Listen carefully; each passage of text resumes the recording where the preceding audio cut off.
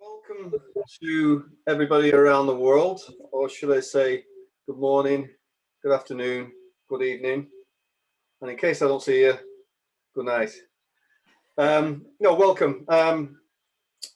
We have Bernadette Ward from PanPastel here today to co-host this demonstration.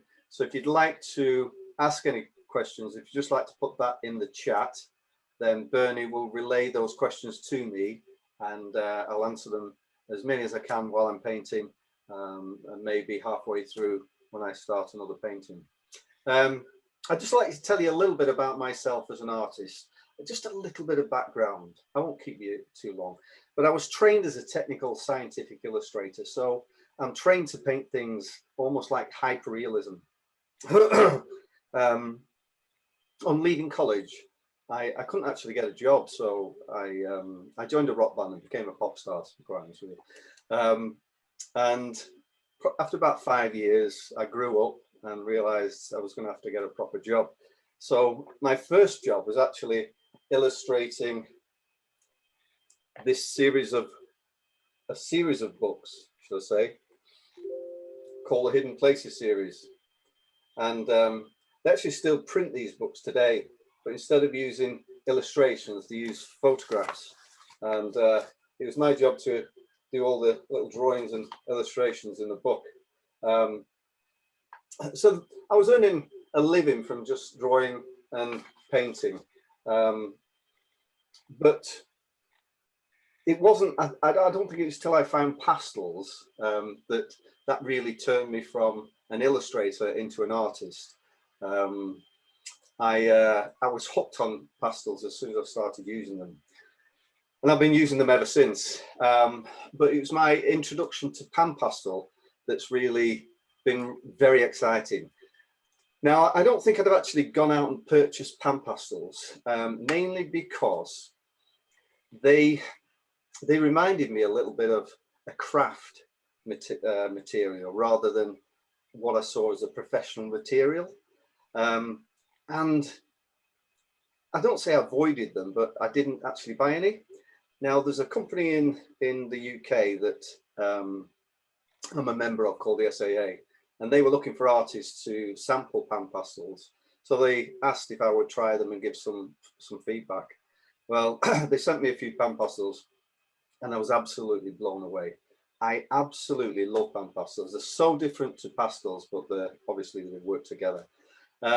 The difference is there's this amazing transparency, this ability to mix like paint, although it's still dry medium, working light to dark instead of dark to light, and to be able to draw over it with anything, but also rub it out and almost start again. So I've been experimenting with PanPastels, and I'm still finding new things that I can do with them now, which is, it's just so exciting. So PanPastel, yeah, it's a transparent or semi-transparent medium. So I'm working today on one of my favorite papers. It's called Canson Mitent. It's a French paper, and it's about 50% cotton, and it just blends perfectly on this paper. But also I can rub it out and draw and do lots of other things, and it's got a little bit of texture to it as well. So I'm going to demonstrate a painting by Heaton Cooper, and the reason I'm doing that is just to show this almost like watercolor characteristic that I find absolutely fascinating. And I'm going to use some marker pens, some pro markers, some ink pens and things like that, just to show you what you can actually do with it. So let's paint. Sorry, Les, just before we begin, can I just let everyone know, if you just want to focus on Les's demo, if you go into speaker mode, speaker view, you'll be able to see him as the main screen. Okay. So I'm using these little sponges to paint with, and I love the wedges. They're just, it's almost like blocking in with the sponge. So I'm going to just do what I call a almost like a dry wash. So a little bit of ultramarine tint and a little bit of light grey. I'm just going to do a sky, but there's not going to be much to it because it's not really about the sky. So bear with me. Once I get some colour on the paper, you'll see it start to come together. And the reason I've drawn the black round line around the edge there is just to give the camera something to focus on.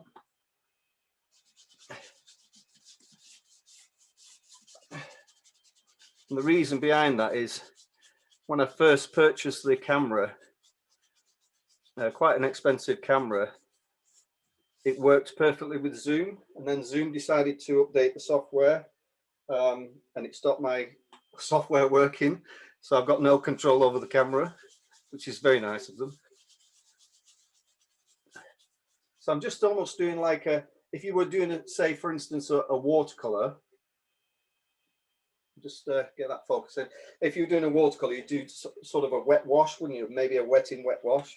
So this is just my basic color, just to get something in the sky. Let's go a little bit darker up the top there. What I love about PanPastel is it doesn't seem to have very much impact on the tooth of the paper. And for me, that's a massive bonus. It really is.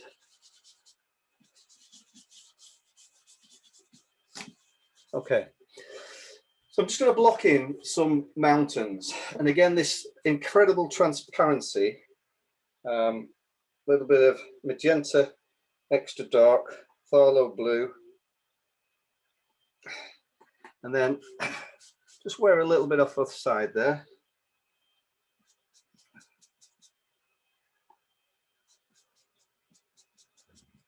Swear a little bit off, and I'll start up here.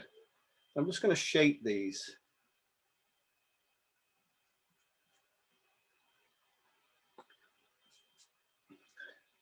Just give it a little bit of shape to them, but there's a beautiful transparency. And I'm going to use an eraser to show you how I can almost draw on the surface as well, which is, again, very exciting.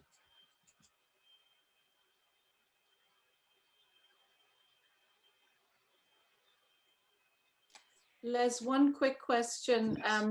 Somebody has asked, are you just wiping the sponge on the dry pastel, or where are you lifting the color? If you can just show that to everyone, please. Oh, as I'm painting, I'm just taking a little bit of each color, just a wipe, just gently, a gentle wipe.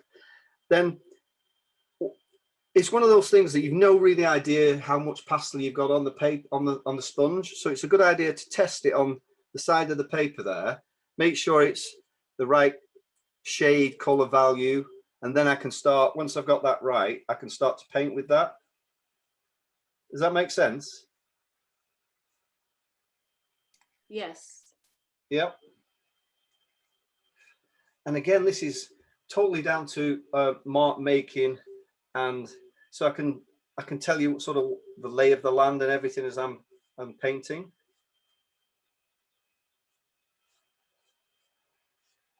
But if I use a rubber now, an eraser, you'll see that I can shape this now, what I've done. It's a little bit more grey in there.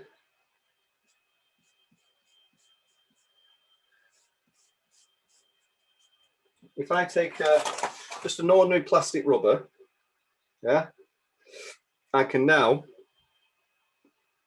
take out some of the pastel to sort of suggest any ridges and things like that.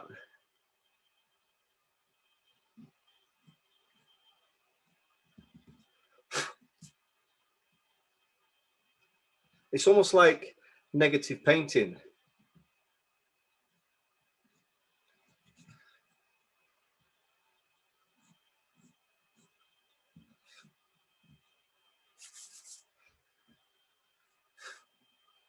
It gives you that ability to just take little bits of pastel off,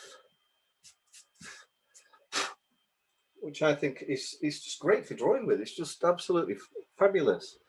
Let's just take a little bit more pastel there and just give me a bit of a shadowed edge to this.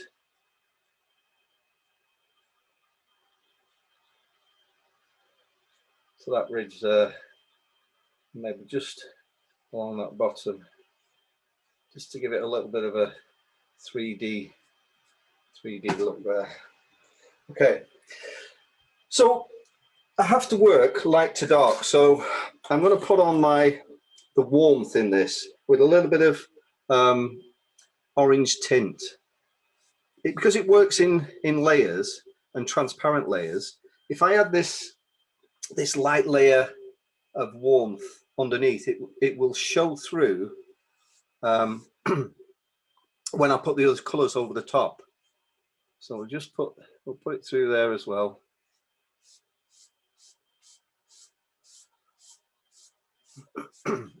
So if I put my first layer on, then take a little bit of magenta tint there, a tiny bit of orange, and get the next, what I call the next value. And then let's just put,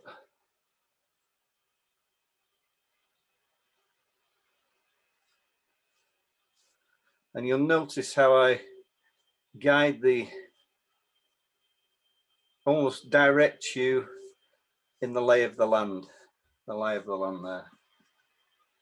So this is the second, what I would call the second value. And we'll go slightly darker at the top. So we'll use a little bit more magenta, a little phthalo blue. Touch of green there. Just to get the value.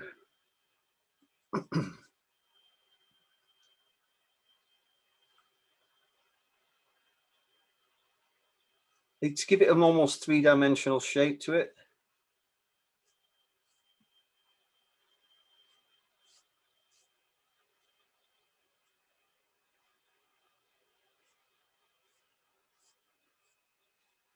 Beautiful.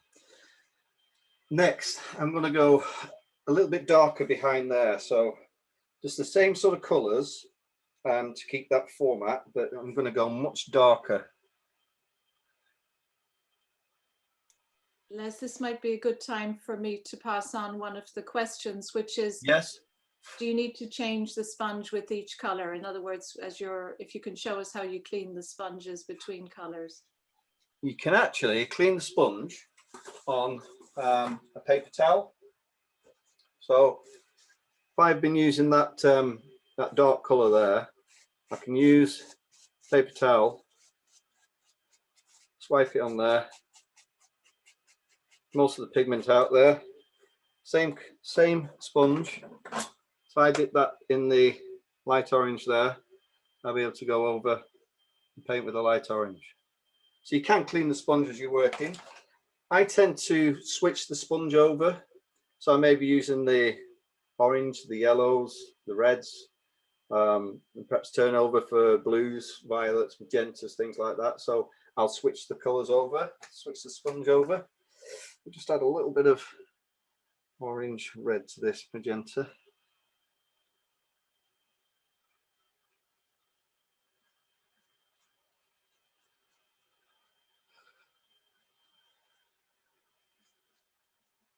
Okay, so the top of this hill now, there are some shadowed rocks. Now there's a few things that I can do to create these. I can either use the square sponges or these little sponges from Soft Tools. Again, pick up a slightly darker value, get the right color, and then I can shape these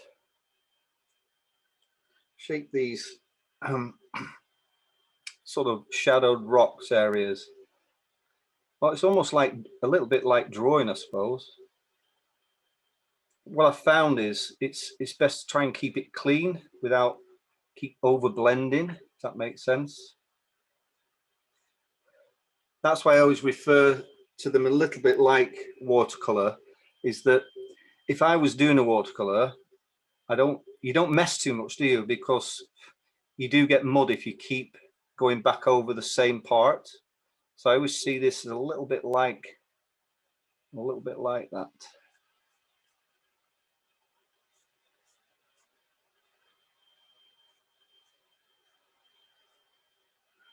But it's nice to get these shapes in. There is another way of doing this though, with marker pens, which I'm going to show you right now. I'm going to swap this for a few marker pens.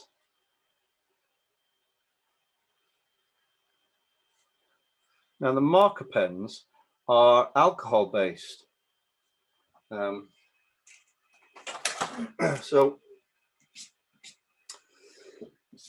I usually use pro markers, but these are similar kind of thing, alcohol based.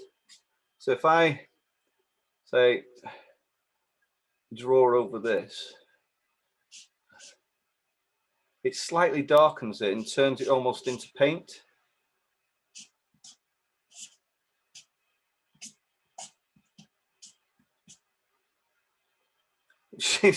I think it's fascinating to be able to, and all the time I'm doing all this work, it's having no impact on the tooth of the paper, which for me is amazing, because I can do all this work and still go over with pastels and change anything that I wanted to do, which I just think is wow.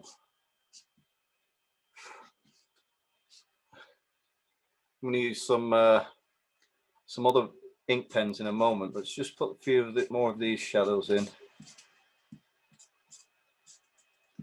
So you don't have to worry if you go, oops, I didn't really want that there, because you can completely change it. It almost turns it a little bit like into paint. Les, one question. Yes. Somebody's asked if the marker pen dilutes the pastel, but also I'd like to highlight the fact that it doesn't clog the nib either. So those are two things relating. Well, yeah, that's very interesting, because the grain of PanPastel is 10 times smaller than stick pastels. That's why you can draw with most things over PanPastel, because it doesn't clog. It's so fine. There's a little bit, but it's easy cleaned afterwards. Yeah, that's the beauty. I can continue to draw and over the top with lots of different things, and very little impact on the marker pens. I'm going to use a paintbrush now with a little bit of this. It's pencil blend. So I've scraped a little bit of the pigment from a pan into one of the tray tops. I'm just mixing a little bit of pencil blend with that, and now I'm turning this into paint, which means I can then paint with it, which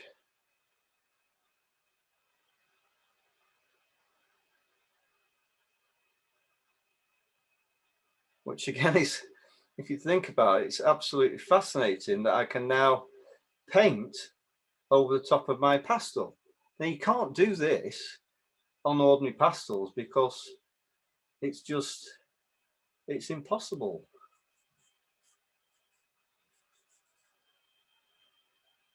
So a couple of little trees there.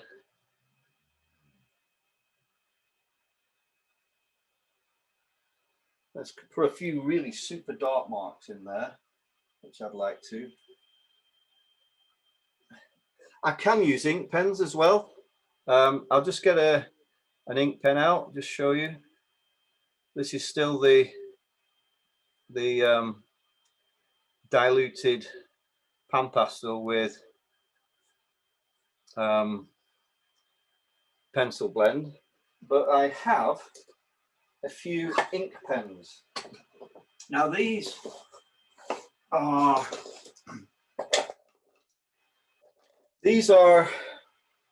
De La Rowney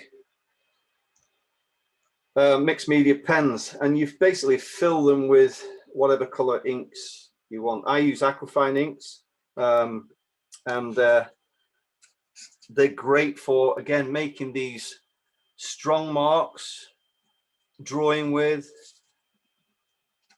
over the top. It doesn't clog the nib at all, so I can put all those. I don't want to do too many of there because maybe getting a little bit too busy, but it's just to illustrate how you can paint, draw and blend, which is absolutely fantastic. So just very quickly,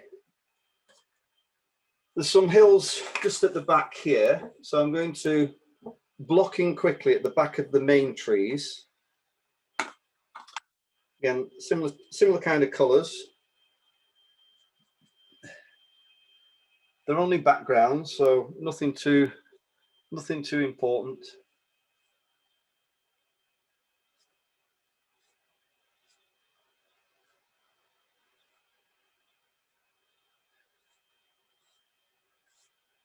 Just at the back there. Now I've got to put in the lighter colors first. So I'm going to use the greens just to put at the back of where the trees are going to go here. Just put those colors in.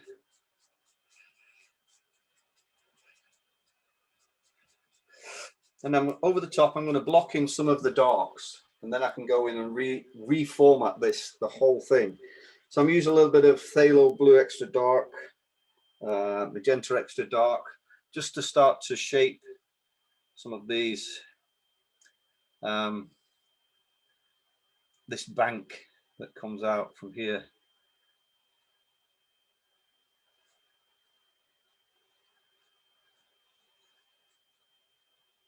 Underneath here, quite dark. I love how they blend. They just blend beautifully, and you can get some really strong values with PanPastel. A lot of people use PanPastel just for backgrounds. I think they are far more than that, than a background medium. They're incredibly versatile. So I'll just shape these top of these trees here. Les, yes. As you're lifting the color on the palette, would you show us in front of your camera so that everyone can see the sponge as it's lifting the color off? Yes, of course. So I take a little bit of the, say, phthalo blue, a little bit of that phthalo green, magenta extra dark. I just sort of dab it a little, not dab as much as small white, because dabbing just breaks up the surface, which is the whole idea of this is, well, one of the ideas is no dust, or very, very little dust, which is, again, something to really shout about. No dust. They don't blend with your fingers, but they blend so beautifully with the sponges. So no dust. A lot more, I feel, a lot more control, because I know that I can rub things out, start again. Not completely, but generally you can do an awful lot with it. You really can. I'm just going to block in some of the big trees, and then I'll show you how. Sorry, yes. Les, can you flip the palette, because we couldn't see it. It was under exactly where. Can yes. We didn't see you lifting it. Oh, okay, so I used a little bit of black, phthalo blue extra dark, phthalo green extra dark, and now I should be able to get almost like a sharp straight line there. It's on the wrong side for me. Just let me, I'll put it up there. Is that okay? Just there for a sec. And then I'll try and shape this tree. That's great. Okay.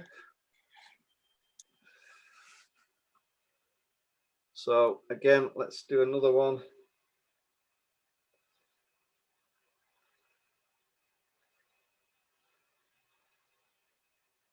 That's why I like the wedges. They're very versatile. You can use the edge to draw with. And then down here, there's some different shaped trees. Let's just put these in.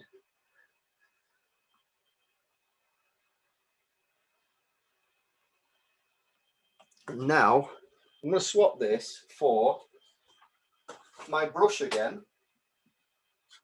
And then I'll use a marker pen as well. If I use my brush, so I'm just mixing the pan with the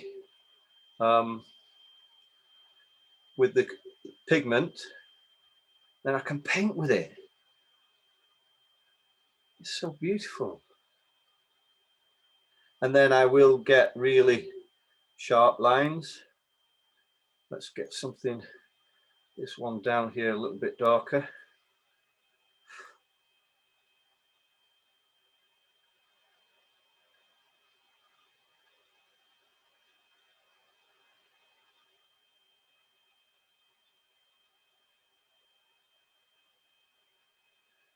Let's use it on this bit here as well, just to slightly darken the edge there to get a real. It's nice to, I like painting anyway, but to be able to paint with on top of my pastels is a huge bonus. It really is.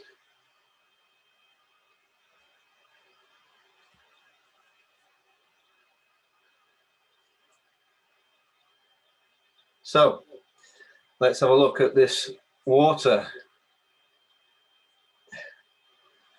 To me, PanPastel for doing water is probably the best thing I've ever come across. Let me get my PanPastel. I'll try and hold this over the over this so you can see what I'm doing. So I'm going to take a little bit of the orange tint, touch of orange there. And initially, I'll tell you what I'm going to do. I'm just going to mask off this here because I want to get a bit of a wind crashing across the front of that water line there. So just mask that off there. And then I'm going to create the vertical depth in the water. So using that orange tint, just vertical marks. Just the orange tint there, vertical marks. It's got to really mirror what's above the water line there. So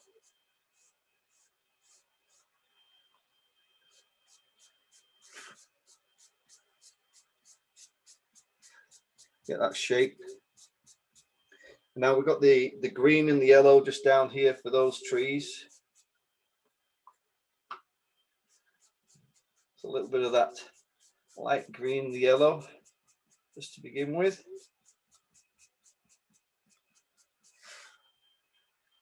Just rub that bit out there. Okay, so the next, you know, like I did on the hillside here, the next value, which is a little bit of that magenta extra dark, mixed with the orange tint, and we'll start to get a little bit of depth in the water. Just vertical, just drag that across. Try and get a little bit of depth. Almost sort of elongated the depth to give that depth in the water.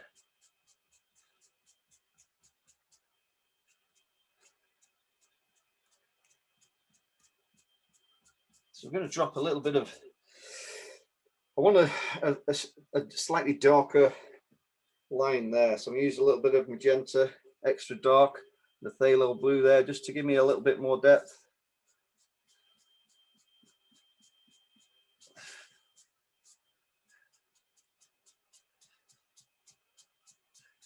Those verticals going down there. And quite dark at this side, a little bit darker here, just to get that depth in the water there. We have a little bit of the blue and the magenta just in the gaps in the waterline there.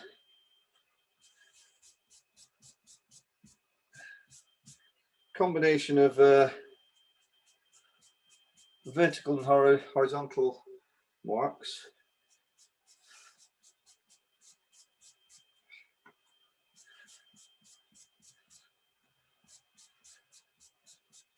Tiny bit more magenta, give it a little bit of shape to that.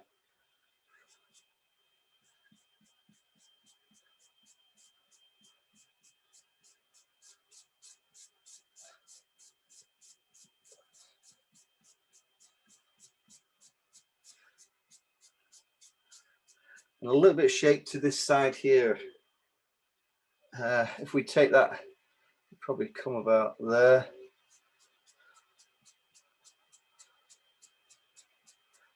Just blur that a little bit. And we'll just go with something slightly darker towards the bottom, just to give a little bit of a finish at the bottom. Okay, so if I take now, we take the rubber, just the ordinary little plastic rubber here. Let's do a few, take out a few little, in fact, we'll use a ruler. We'll use a ruler just to give us a slight angle across there. Les, for American viewers, I just want to say that's an eraser. An eraser, I beg your pardon.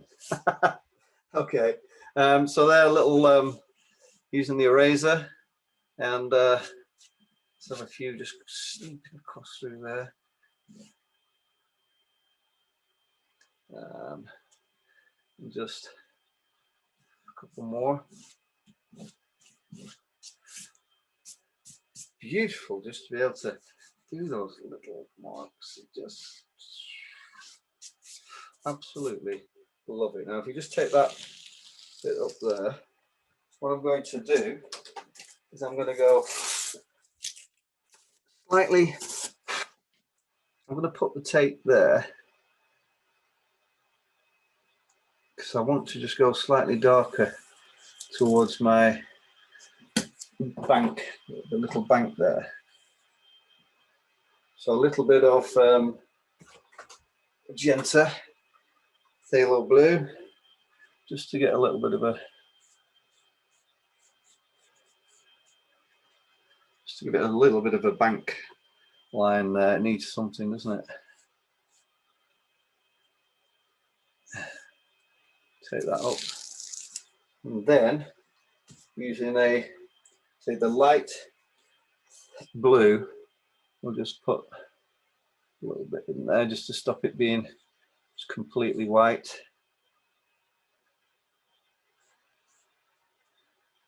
And then we can finish off with a light marker. Now the lighter markers, again, will do a couple of things. They'll almost turn it into paint. So if I perhaps use this to just suggest where the trees are there in the water.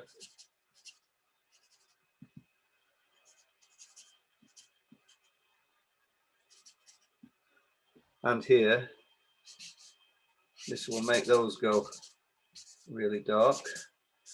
There's nothing to stop using pastel at this stage. I mean, I've used no pastel. If you imagine that this paper, which is just the beautiful Cancer Me-10, has not had any impact on it whatsoever. And it's not a very rough surface, it's a very, very soft cotton paper. So the fact that I've got all this this paper still left, to me, is an absolute and utter bonus. Now I'll just use again a little sharp paintbrush just to add a few little details here, perhaps a little bit of fence or something.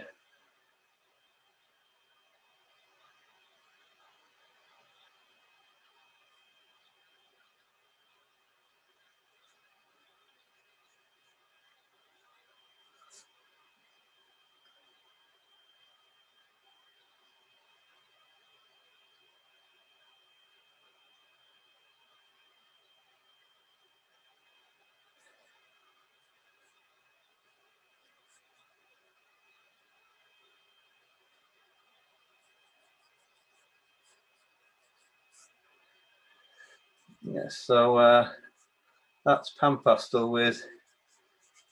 with various media.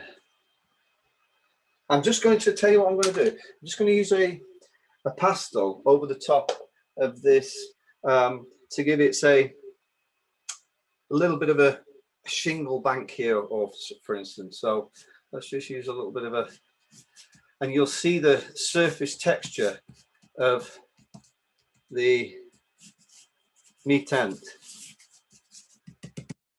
See how it's working? This is and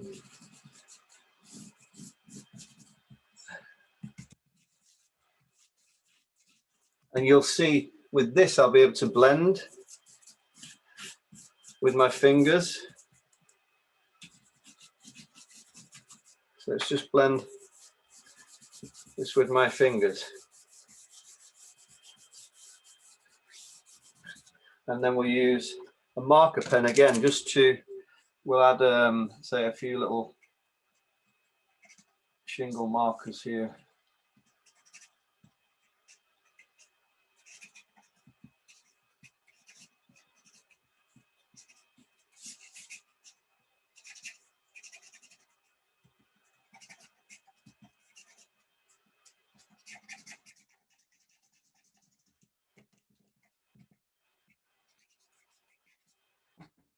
So there you go. What do you think? That's wonderful, Les. Do you like that? Great. Yeah, I can see everyone nodding. I have a list of questions for you. So can we take 5 minutes just to go through the questions? Or, I mean, you can be working, get ready. Okay, all right. So, and some of them I'll give my answer and you might have another answer, but I just wanted everyone to know who I am. I'm PanPastel, but it was my husband and I that developed the concept of PanPastel. So we came up with the idea because we wanted to turn the pastel medium into a paintable medium. We had a lot of painter friends that we knew who loved the purity of the color and the vibrancy, immediacy of it, but they didn't like using sticks. They wanted something more paintable. So that's a really short version of a 5-year journey where we developed and set up our own factory to make it and so on.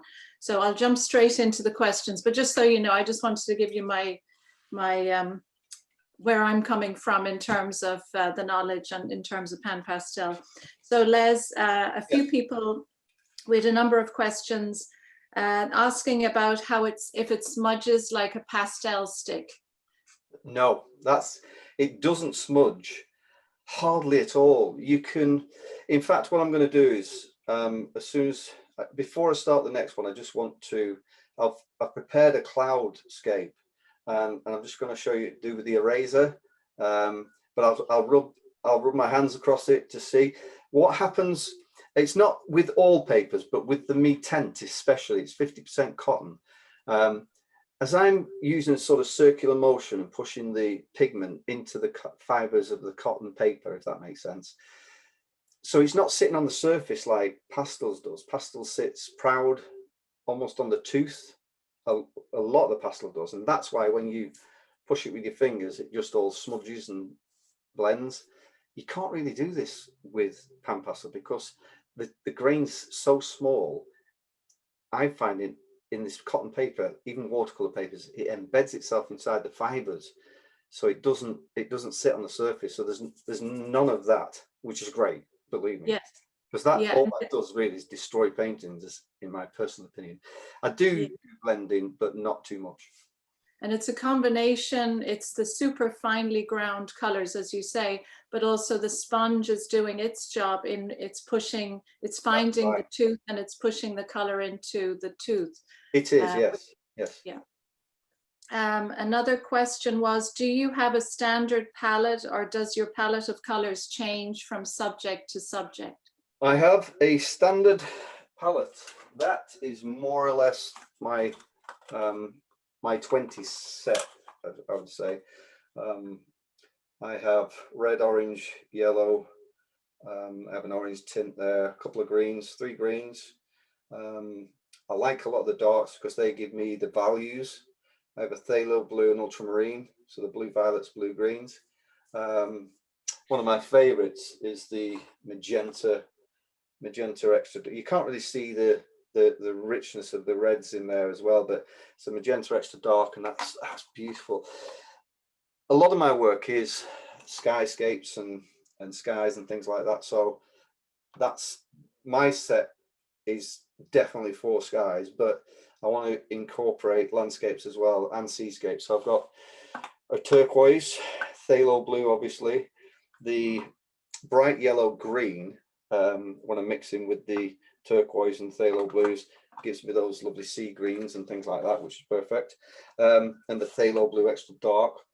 So the set that I've got here more or less covers a lot of those scenarios, from a seascape to a cloudscape to a landscape, so it's good. Somebody had asked, and I think it's a good idea, if we can make your list of materials, including those colors, available after the demonstration. Yeah, so sure. A list. Sure, yeah, definitely, yeah. Okay. And what I'll do is I'll send everybody, I'll take a picture of the painters that I've done, send you those as well, so you can see a little clearer, because I'm not sure what you're seeing, if that makes sense. Here it looks pretty good, but whether you see the same thing at home, I'm not too sure, but yeah. No. Another question. Sorry, Les. Sorry, Bernie. Yes. Another question was, you went from light to dark, not dark to light. Yes, really important. It's a transparent. It's very transparent, is PanPastel, which is one of the things I love about it most. It's got the characteristic of watercolor, but it's pastel. This transparency is such a waste, personally, if you don't use it, because you can layer color on color on color, and you can see that first color underneath, which is just like, wow, it's different to pastels. It's not. They work together, so the combination of the two, perfect. But I'm finding I can do more now, and it's more painterly, with just PanPastels and alcohol markers and paintbrushes and blending alcohol and things like that, and inks. So it's like it's making my work more painterly than this. I still love pastel, don't get me wrong, but this is like a new twist, and it's like really exciting for me. So it's a turning point in the career as an artist. It's opened many doors for me to experiment and paint more, which I love, which is great. That's great. Yeah, it's super mixed media friendly, which I think we found from the very first days when we launched it in 2007. The first place we went to was we showed it at the new colors at the convention, the Pastel convention that's every 2 years in New Mexico. And people were saying, oh, but I've invested so much money in my pastel sticks over the years. And we also meet colored pencil artists and oil painters and whatever. And it's taken a while, but people really realized they didn't need to give up their existing materials, because you can incorporate PanPastel for your existing techniques. So it's just, it's not a huge commitment in terms of changing everything you're using. The ability to mix colors as well, to create other colors. Use the primaries, you can make your secondaries and so forth. So if you're good at mixing, there's a lot you can do with a dozen, 8 colors. Yeah, but black or white, and you can mix and mix and make many different colors, and it's just experimentation, really. I'm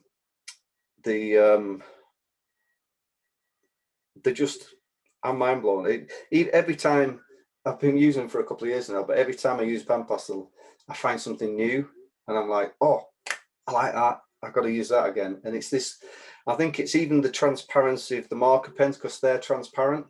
So I'm working with 2 or 3 transparent mediums, it's awesome. It really is. I'm going to fly through the rest of the questions, Les, because I don't want to take time from your next demo. I'll start. Yeah. So just while I'll put another. I just want to put this skyscape that I did down and just show you how versatile the eraser is. I know I've probably shown it on this piece, but let's just swap cameras. If we didn't get to the questions now, I have them on my list, so we'll talk to you at the end of the next demo if we haven't got to them. Yeah, sure. Let's just so I'm just going to put this up here for you, just so you can see. Are you using low tack tape?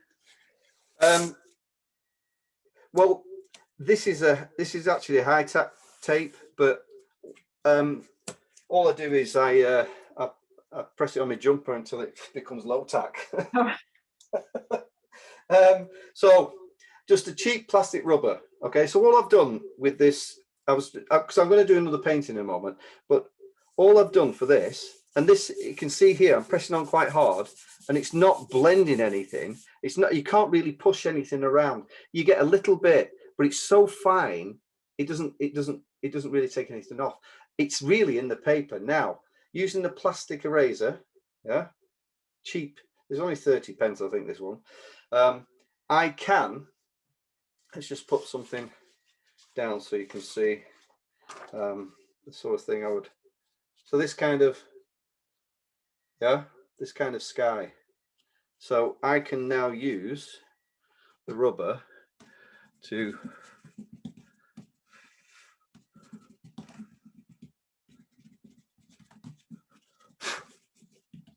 start taking out where I want the highlights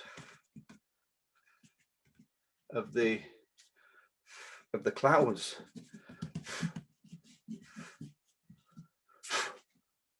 Let's have something, and different pressures will take out a little bit more. That's a little bit more. So almost sketching with the eraser.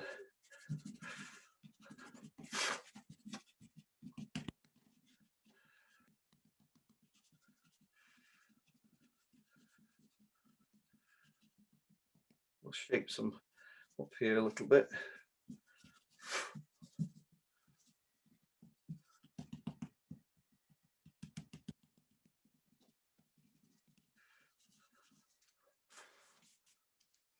You see what you can, I just think it's fabulous. It's negative painting, really, but really interesting. And you can be sort of really sketchy with it. And don't forget, whatever I'm doing now is completely changeable. So there's a little bit there where it's like a bottom of a cloud.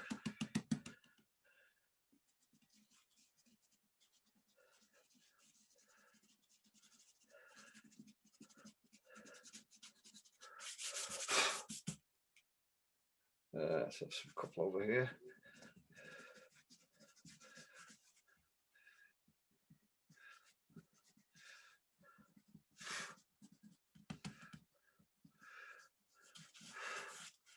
Would you use this technique for waves as well? Yes. Well, here we've got the sea, but what I'll do I'll just take out along the horizon line there. We'll just take out a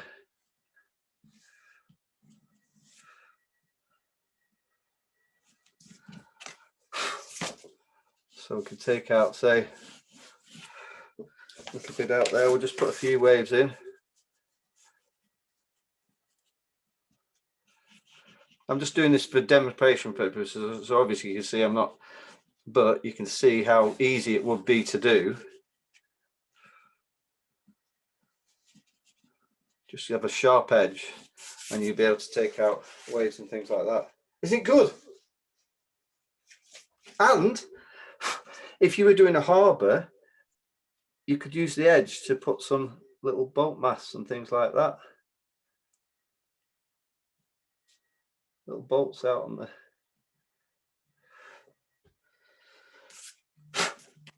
Amazing. You think? It's wonderful. I keep waiting for people to say, yeah, it's good. And I don't hear anything. So let me do this other painting for you. Yes. Did you spray the paper with anything before you began? Sorry? Did you spray the paper with anything before you started painting? If you spray the paper once you put the PanPastel on, it's permanent. It won't. You can't rub it out then. Yeah. So if you spray it, you can't rub it out. So I always make sure until I've done all the eraser work before I actually make a spray. If I do spray, because I don't usually spray. But let's do a wild sky. Let's do a wild sky.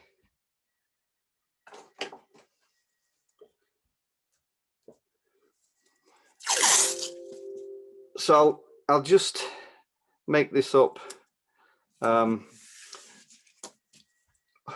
What I tend to do when I'm painting is one of the things I do is I create color harmony through a generalized color underneath. So it's a bit like watercolor in that respect. If I was doing a scene, I'd probably drop, say you were doing a sky in watercolor, you may drop a little bit of yellow ochre mixed with a little bit of light red onto a wet paper, and then maybe a little bit of Payne's grey up in the top and let it all run into each other.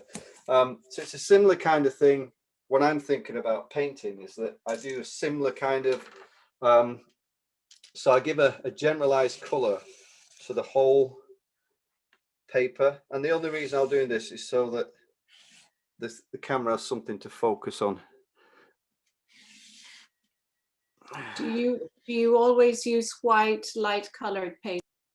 Not always. Now, again, the white shows the colors exactly as they are. But I've had great success because I didn't know of the transparent qualities of PanPastel when I first tried them. I worked on my, I usually work with pastel on indigo papers and dark colored papers. So I used a dark indigo paper.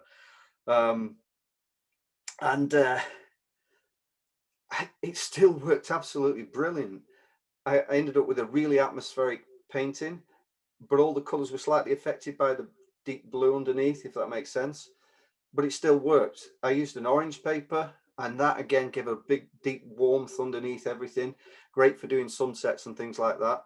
So using different colored papers actually does work as well. Okay, let me get a couple of sponges. And so I am going to do a little bit of, like I say, what I call a dry wash. So mix a little bit of white with that soft yellow orange tint, and I'm just going to give the whole paper bar, I'm just going to leave a little bit of white at one particular part of the painting, just somewhere around there. But the rest of it, I want to give a little bit of a tint to the paper.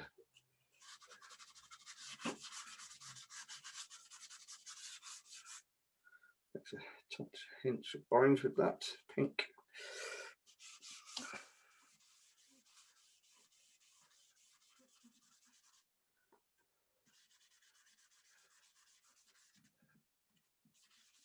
If I keep the sponge very flat, what happens is, I keep the sponge very flat, you almost end up with the same effect as using an airbrush.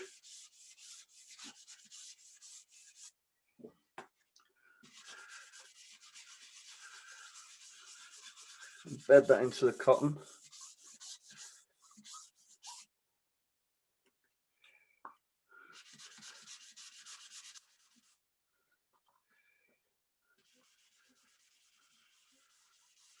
Mix a tiny little bit of pink with this, especially as it's coming towards the horizon.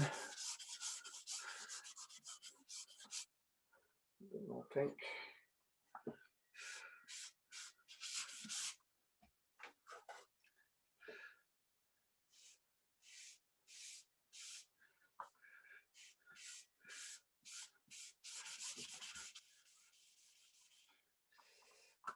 I want to just get a little bit of colour onto everything.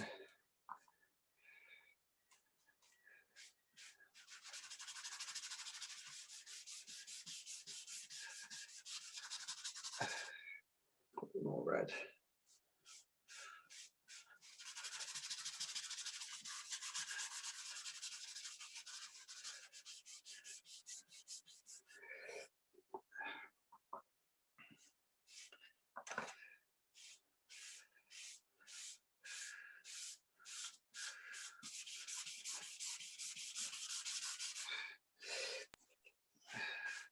It's great to see how you're building up the layers, the transparency, and yet adding it. It is. It's beautiful.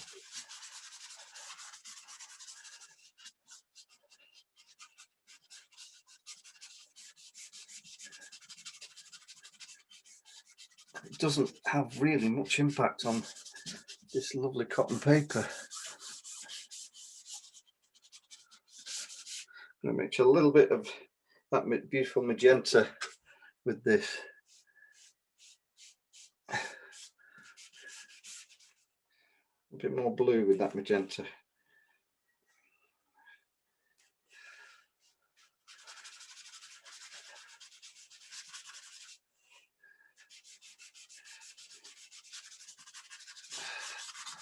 Just to neutralize that now.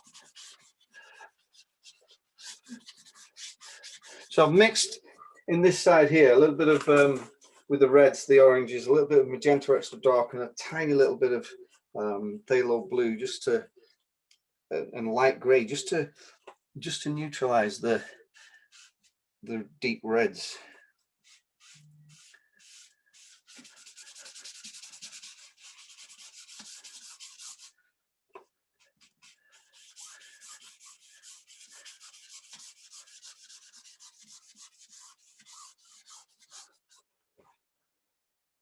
Okay, so what I'm going to do now is I'm going to start laying in some clouds. So I'm going to use the magenta, the ultramarine tint, and a little bit of magenta. So a little bit of the ultramarine tint, a little bit of the magenta there, just to get a little bit of a tint there, and then we'll start to just put some shapes in. So rather than blending, I'm just going to actually get some shapes in this sky.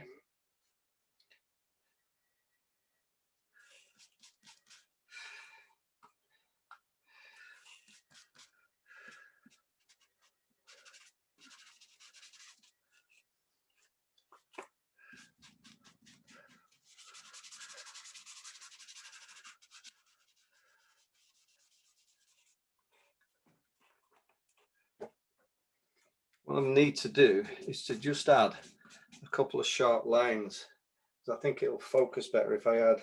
So I'll use a little bit of little blue. We'll just put something. We'll just put some mountains up here in the.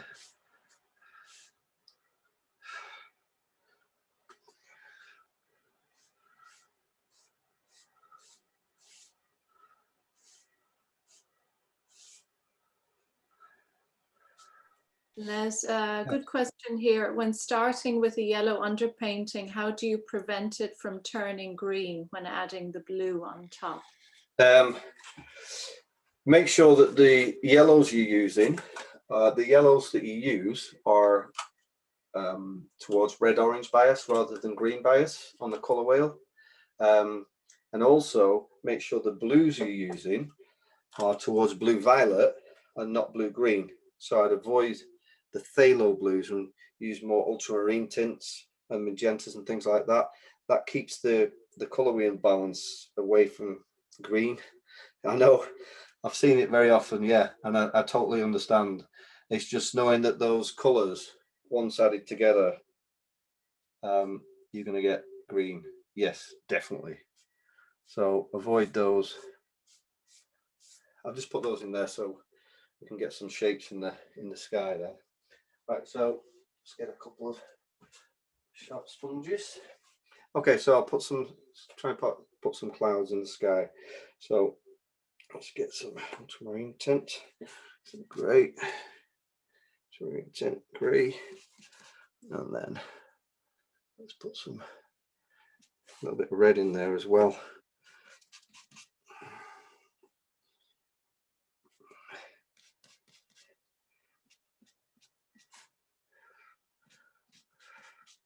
I think the important thing, even though this is a completely new medium, the traditional color mixing rules from any painting medium apply. Yes, indeed, they do. They do. You've got to keep the those colours on the same, in the same family.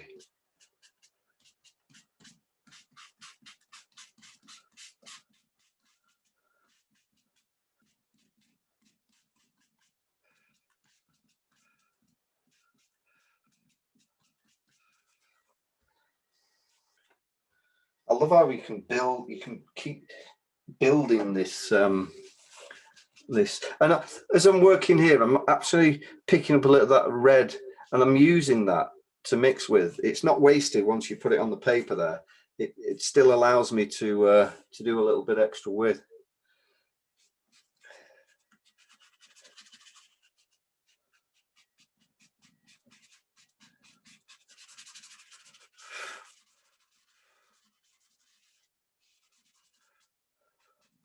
Blending quality of the blending ability you have with the sponge, just it's absolutely amazing. For me as a cloud or that's what I do a lot of, cloudscapes. It's absolutely fantastic. Let's put a few smaller ones in here.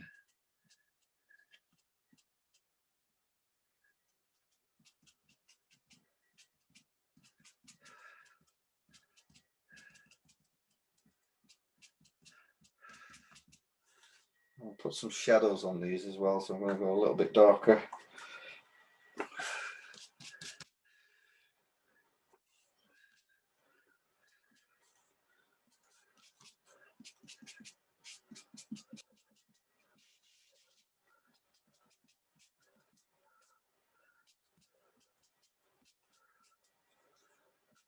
Which red are you using?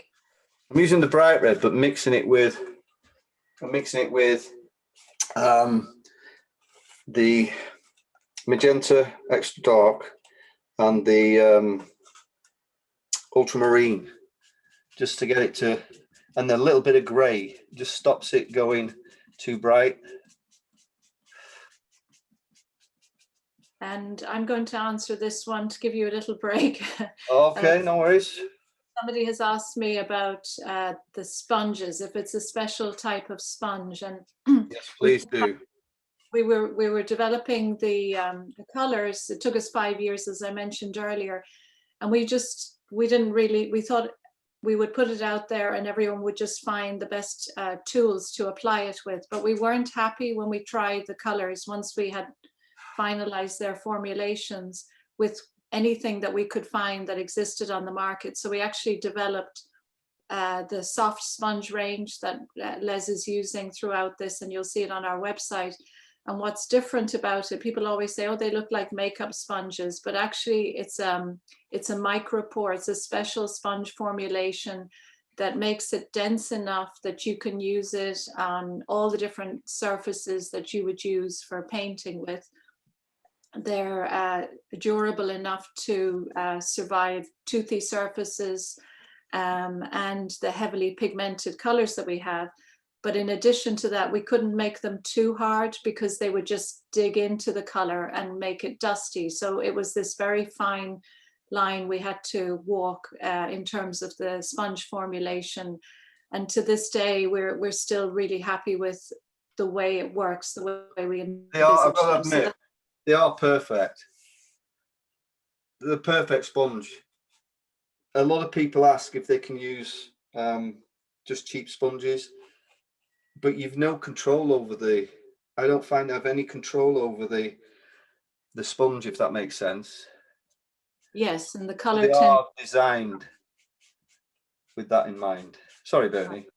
Yeah, and the thing is, there are no rules. So try, if you find something that works better for you, then great. But I think we always find people end up going back to these sponges because they don't drop the color prematurely. They hold it, they release it at the, when you need it to be released, when it's on the surface. So that's just a little bit of background on the sponges. So what I want to do, let's get a little bit of dark color in there, is use some of the marker pens and things just to show you again how I can build up very quickly. Let's use a medium grey.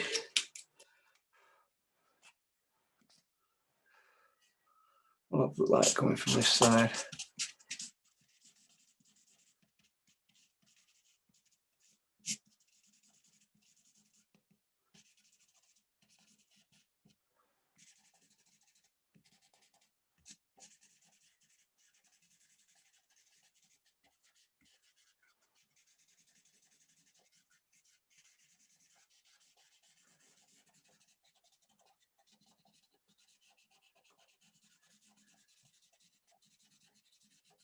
What marker pen are you using?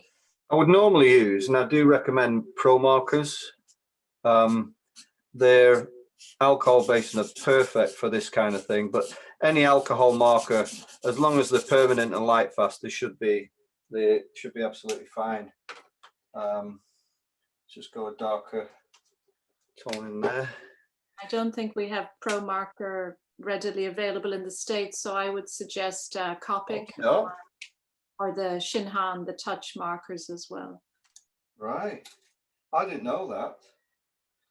Let's just go, I said I'd show you again a little bit of I'll just put some.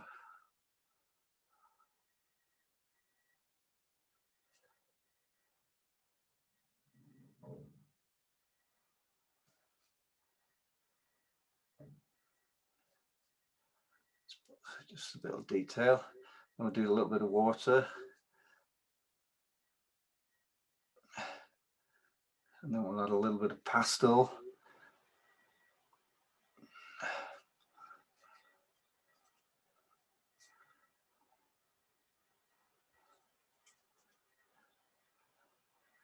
Again, everything I'm doing, I could then, as soon as it's dried, I could take a light coloured green pastel and add a tint or a tiny little bit to each edge of the branches, just to add a light source to the trees.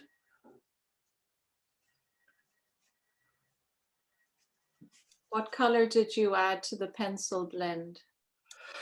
Phthalo green extra dark and phthalo blue extra dark. A nice straight line there. So choose the rubber.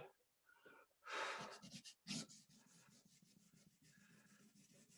only because I'm very messy. This you won't be like this. Trust me. Just clear that off. I'll drop down quickly the light colours again, leaving a little bit where the the light is.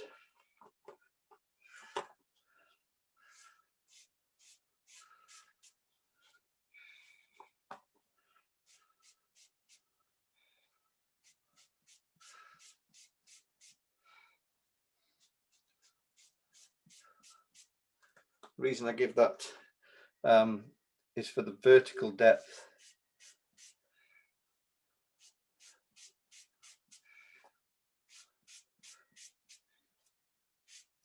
Light colours first.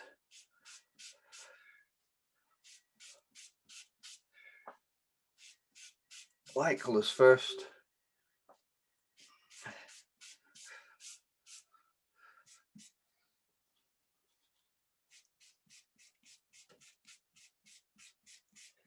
Need that little bit of light just drifting just underneath that bit. Take the magenta. Again, magenta extra dark, orange tint.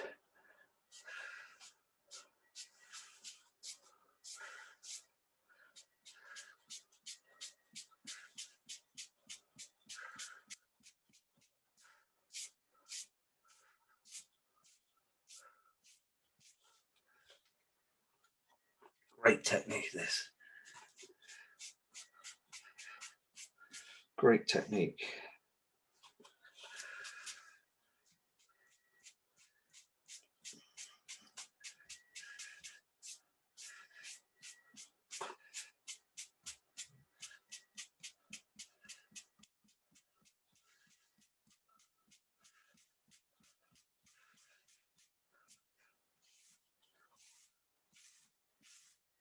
Drag across that surface just to give it a little bit of a. Wants to go darker now towards the horizon line, so just go a little bit darker towards the horizon.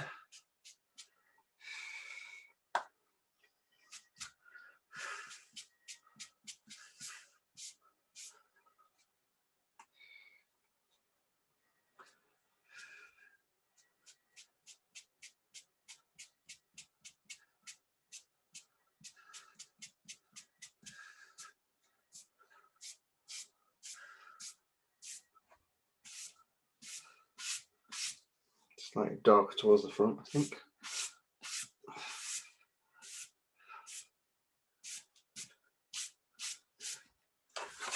We'll take that eraser. Just put a few, especially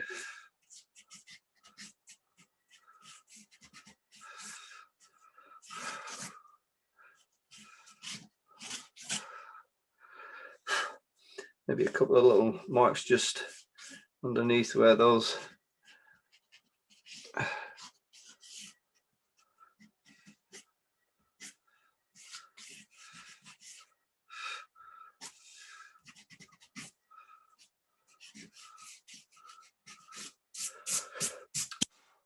you can take a white pastel and you'll see you'll get surface texture there. So if I drag across the surface of the Me tent, you get that surface texture, which again is great. I can up here where I've done the trees, let's just add make a few changes here and there, because I've not used any pastel. I start using pastel, change anything that I've done.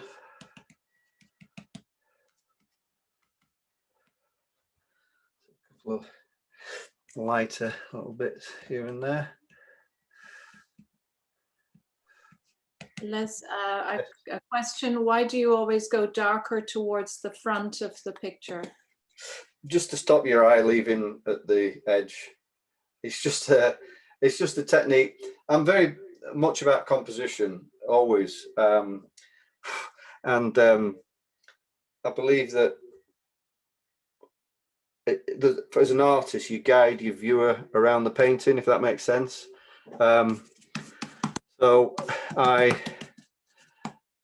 very big on composition, and it's important to me that your eye is driven to the focal point, if that makes sense.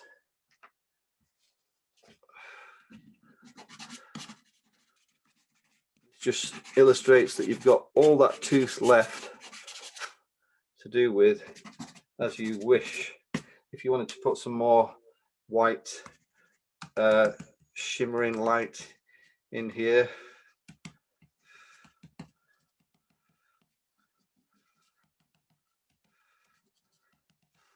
it just shows you what you can do.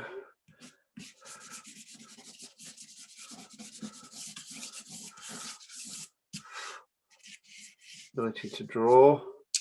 Let's put a few other marks on the surface here. And we'll go slightly darker again, I think, to the front edge. It'll just give it a little bit more.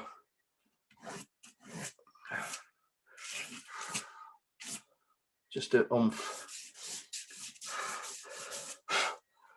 But there you go. I think You did that in less than 30 minutes, I think. the best one I ever did, Bernie, was 8 minutes.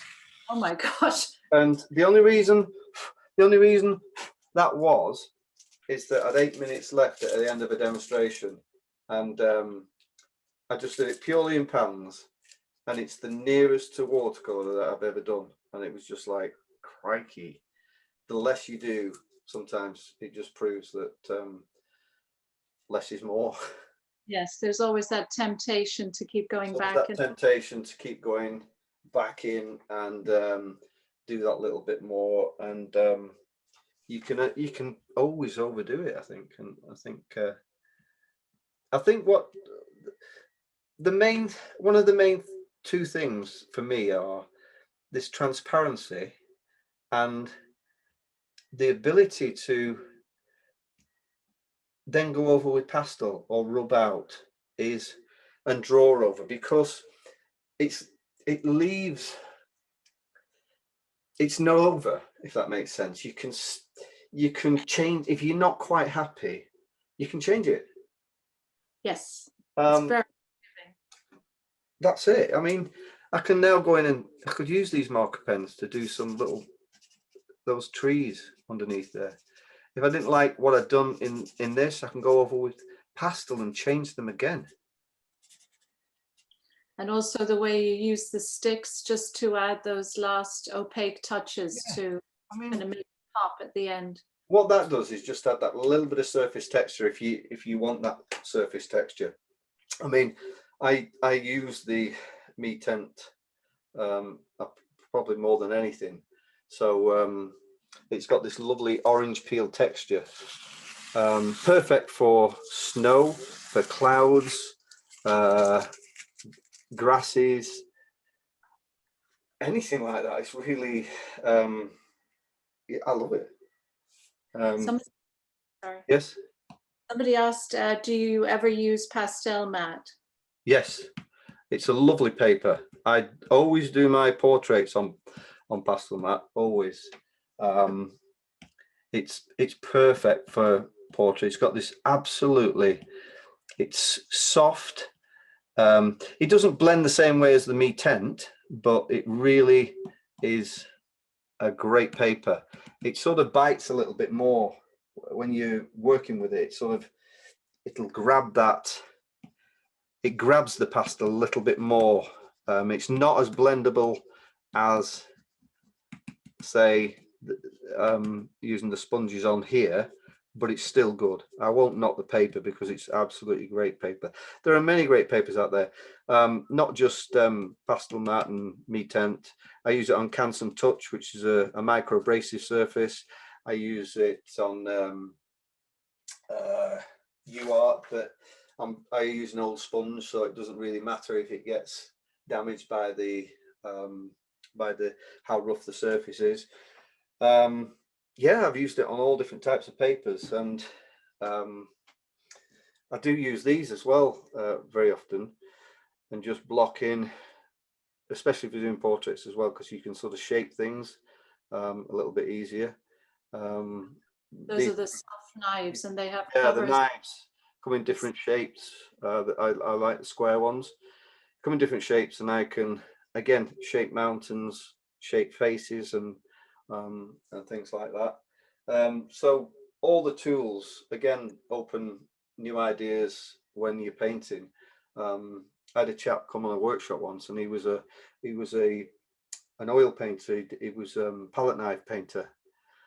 So he did squares because that's what he normally did as an artist. He just did these squares, and he ended up with a great painting, different to what he was normally used to, because it was transparent, and he loved it. He was like, yeah, it's got this different quality than I normally have, because it's raised surface and things like that, but I haven't got that transparency with oils. So it's like he really liked it, you know. So this is got so many options for me to work with, which I absolutely love it. Les, I have another question. Yes. Can you use the eraser the same way using pastel mat? And in our experience, you can erase PanPastel on any surface regardless, but what's your experience with that? On pastel mat, I don't think I've actually used it on pastel mat.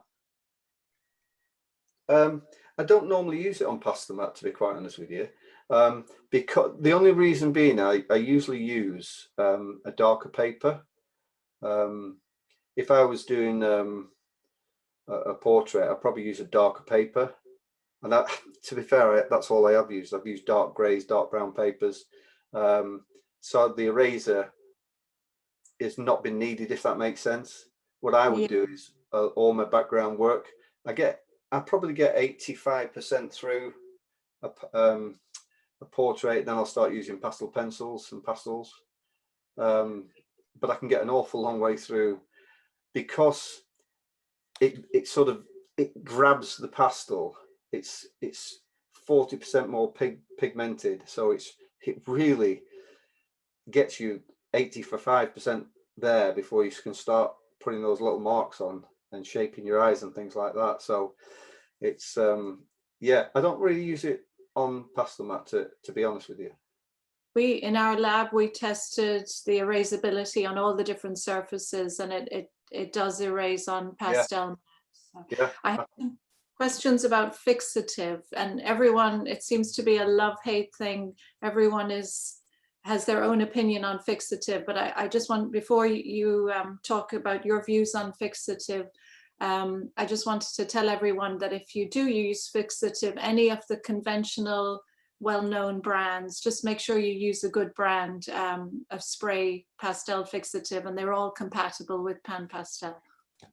Yeah, I've got to admit, yes, definitely. I don't fix mine very often, to be quite honest with you, only because I've found it doesn't need it. I usually have a frame and a mount that goes straight in there, done. It's not something that sits proud, so it's not going to fall off, if that makes sense. It's embedded inside the fibers of the paper, so to me it isn't going anywhere. And I think when I have used it, to be fair, and when I've done some really wishy-washy type of paintings, like the watercolor 8-minute one, when I sprayed it, it actually enhanced the color a little bit, so it just give it that little bit of a punch. So it actually did work. Any more questions? Yeah, sorry. A few people have asked if the recording will be made available afterwards. Yes, I've recorded it. Yes. We'll make it available as a link? I'll talk to you about it, Bernie. I don't know. It's the first one I've recorded on here, so I don't know whether we put it out on YouTube or what we do with it. We'll talk about what we can do with it. We'll figure something out, and we have everybody. It will be. Yeah. I will let you know. I'm just checking to see if I have asked all the questions.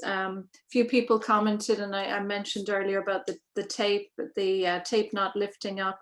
Somebody asked if PanPastel can be used on cotton fabric. I'll mention something here. It's a question we get asked a lot. You can use it on surfaces like canvas, basically anything where there's even the slightest little bit of tooth or texture to hold the color, even super smooth surfaces. However, if you're asking about cotton fabric because you want to do something in terms of fabric art or textile art, I'm always a little bit nervous about answering, because it is a pastel at the end of the day. So there are techniques where you can fix pastel to fabric, but I wouldn't recommend it for anything other than decorative purposes. Yeah. Have you used it on canvas? I've used it on, I have actually used it on rolled sheets of canvas. What I did was I put on the PanPastel and sprayed it, and it fixed, and then I put pastel over the top. It was very effective, actually. So it looked like it got the same texture as canvas, a normal canvas, but then I put pastel over the top, so I got all my texture as well, which was really good. So it did work. I just fixed it. I fixed it really well. Great. And there's a couple of questions directed at me. One of them is that somebody has some broken, it sounds like some broken pans, and is it possible to reconstitute them? And unfortunately it isn't. There's no way you can get them back into the way we make them in the factory after they're broken. You can still use them, but obviously they're more dusty and a lot less convenient to use them when they're in the solid cake form. But just be careful. If they fall on a carpet, they tend not to break, but it's a fragile medium, just like sticks can break if you drop them on a hard surface. And then the other question, Les, sorry to take over your time. No, it's fine. Can you add water to PanPastel? And what we always recommend, we don't want to change the actual pan itself. So what we recommend is applying the color dry on the paper surface and then brushing any wet solution you're using. And we normally recommend, and it's a lot of pastel artists use this, it's not a trick, but it's a solution that they use to cut the pigment, 50% rubbing alcohol and 50% water. And that, because some of the synthetic pigments can be, they can be, what's the word, hydrophilic. So they don't want to, or hydrophobic, I think it is. Sorry, I'm not a scientist, but they resist the water. So the alcohol tends to help cut the pigment, and then it evaporates quickly. So you don't have a wet surface. Yeah, I think that's the key thing with the alcohol that I'm using in the pencil blend, is that it dries very quickly. It doesn't buckle all the paper, so it just really picks up the pigment that you're using on the paper and gives you ability to paint with it a little bit, but then dries in very fast, so there's no buckling, because this is not even a watercolor paper, it's just a cotton paper. But I've used PanPastel on good quality watercolor paper, and it's fantastic. It really is, because again, these are 100% cotton papers. Sits in the fibers, brilliant. That's great. We're kind of coming to the end, Les, but what I was going to suggest is that, well, first of all, I know you've got workshops that you're scheduling. Indeed. So I don't know if you want to talk a little bit about that. Well, I've put together a few different workshops over the next up until Christmas on my website. The only thing I haven't listed at the moment is the materials you need, but I'm doing them at different times of the day, first thing in the morning in the UK and late afternoon to cover different areas. I'm going to have about 10-15 people on each one, but I'm doing a couple of PanPastel ones to start, and then a couple of pastel ones, different days as well, same one, different days at different times. So if you're interested, by all means. I'll have another demonstration as well next week. Just let me get my diary. This is my diary. I think on the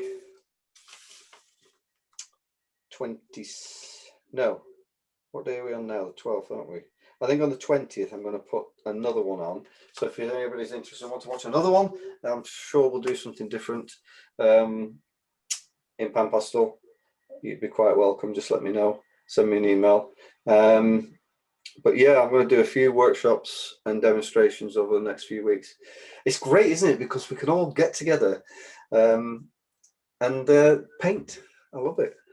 All over the world. And your website, Les, is lesdarlow.com. And lesdarlow.com, yes. And I'm through panpastel.com. Email us or follow us on social media. So when we've got events coming up, or if you have more questions that either I missed, I've been trying to keep an eye on all the questions. If I missed any, or if you still have some questions, please get in touch with us. Les and I are in touch regularly, so I can direct questions to him through our social media or our website. So you have ways to find us regardless.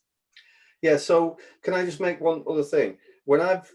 As I've been painting with PanPastel, I've learned to I do a little bit of watercolor as well. And everyone knows that watercolors, so if you keep messing with it, it gets very muddy. This can be very similar. So I try and keep those marks clean and positive, if that makes sense. So I make sure that I've tested that color on the side of my paper, make sure it's the color that I really, really want, or something very close. And I try to make those marks count rather than just keep going in, because that's very often when you can get a little bit of mud. You can rub it out, but I suppose it comes with practice. I'm a loose impressionistic artist, and the bigger the paper, the bigger the sponge, I think the better for me, to be quite honest with you. So yeah, just keep it clean, and pans are the best. What else?